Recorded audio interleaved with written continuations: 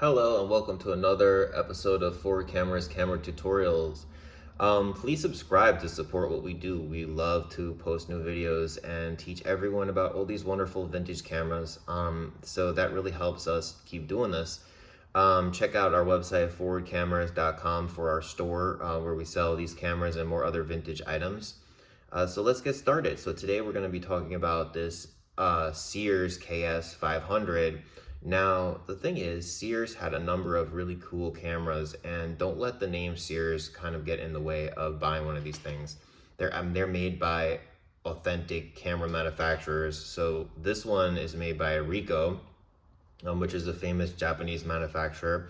And they also are known to be made by Mamiya, believe it or not. So just because something says Sears, don't underestimate, the camera, and they're more affordable too. And this one's actually very nice. So let's talk about it. How do we use this KS 500 Ricoh camera? Well, let's talk about removing the lens, okay? So we're gonna press this over here. See this over here? We're gonna push it down, and we're gonna move the lens to the left, and it pops right off.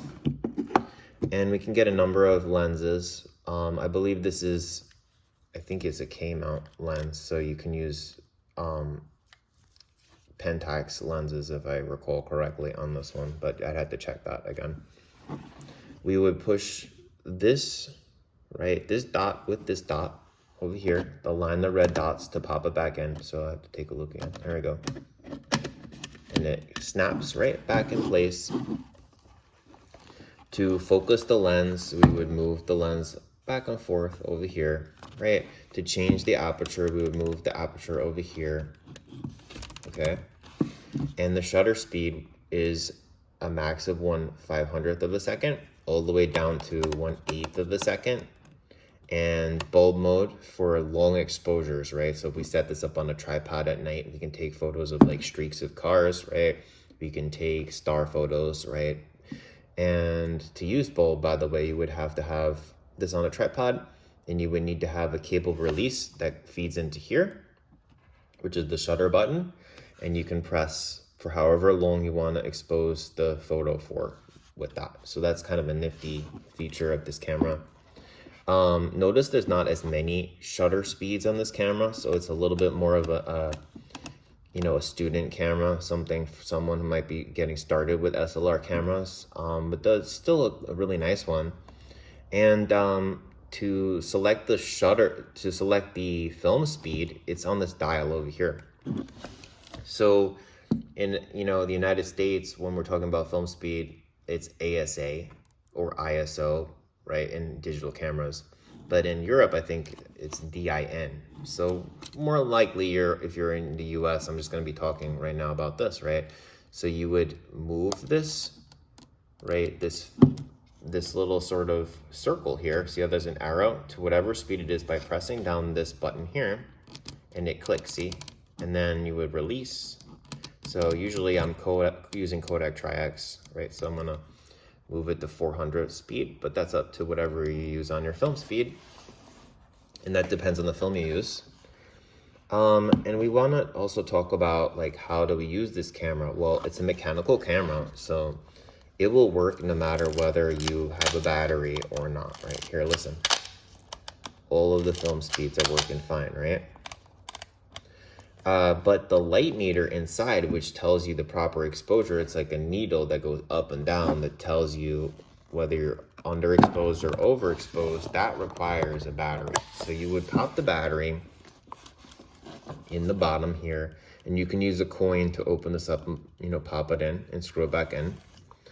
And you would adjust your aperture, right, first, if you're going to do focusing on your field of, whether or not you want the f-stop to be 16 or you want it to be 2.8 for the aperture to be bigger, right? It depends on your lighting, and it depends on how much of the background you want it to be blurred. So everything in focus is 16, but if you want a blurry background for 2.8, right?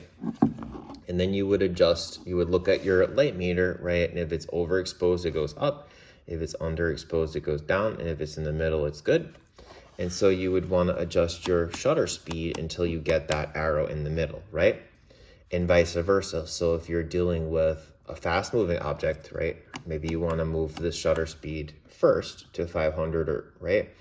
Like a car or a bird moving. And then you would switch your aperture until the needle's in the middle again.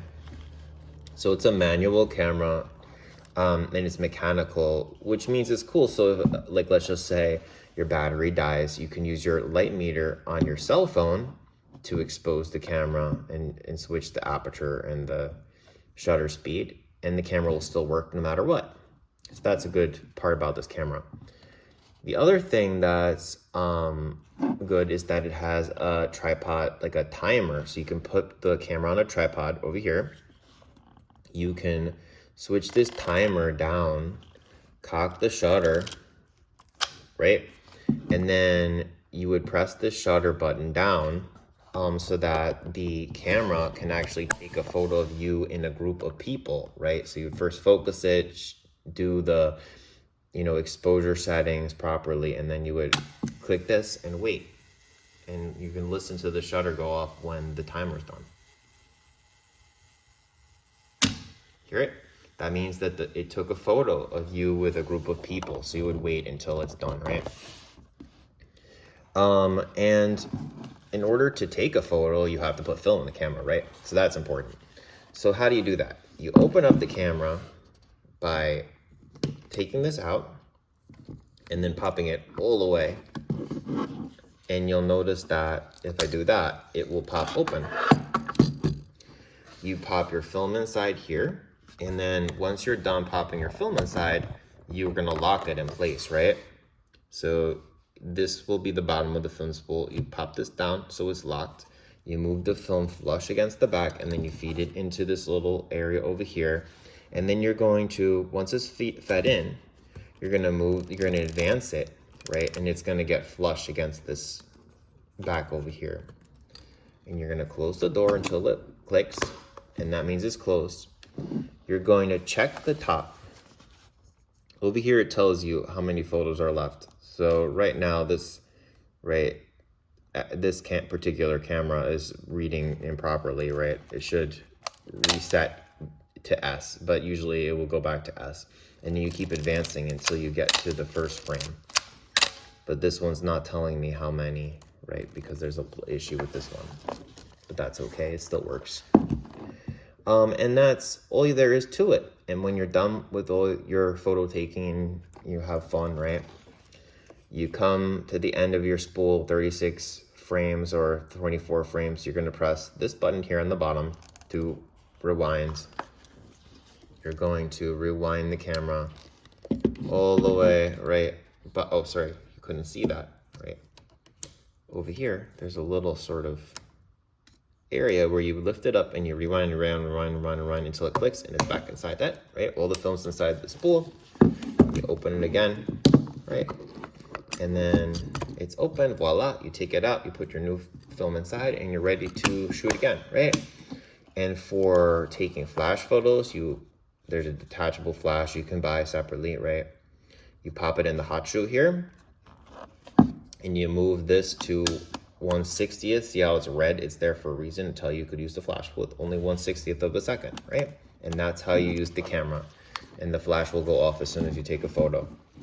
So this is a fun intro camera, for someone who's just starting off with photography.